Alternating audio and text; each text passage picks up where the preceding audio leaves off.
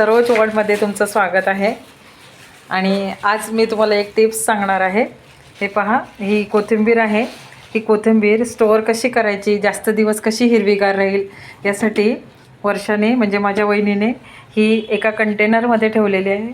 आणि स्वच्छ निवडून धुवून घेतली आहे का तू आधी? हिला नाही धुतली नाही आहे, तशीच ठेवलेली आहे. बघा, ही सांगते किती दिवस झाले. 8 दिवस झाले. 8 दिवस झाले. बघा, काळी पडली नाही, काय नाही. किती सुंदर आताच बाजारातून आणल्यासारखी कोथिंबीर दिसत आहे.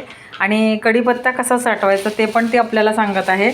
कढीपत्ता तिने ओल्या कपड्यामध्ये कपडा ओला केला आहे आणि ओल्या कपड्यामध्ये ठेवलेला आहे. आणि हा कढीपत्ता किती दिवस झाले? 8 दिवस झाले. बघा, 8 दिवस किती फ्रेश वाटत आहे. असं वाटत आहे की आताच झाडाचा तोडून आणलेला आहे. 8 दिवस झाला कढीपत्ता तिने स्टोअर करून ठेवला आहे. हा पुदिना आहे. पुदिना पण बघा किती सुंदर दिसतोय. हा पण 8 दिवस झाला. किती अगदी सुंदर अशा रीतीने तिने साठवून ठेवलेला आहे.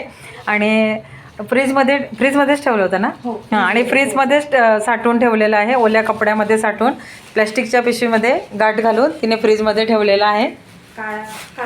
काळा पडत नाही, काय नाही. आणि व्यवस्थित फ्रीजमध्ये आपल्याला स्टोअर करता येतो. हे पहा, अशा पद्धतीने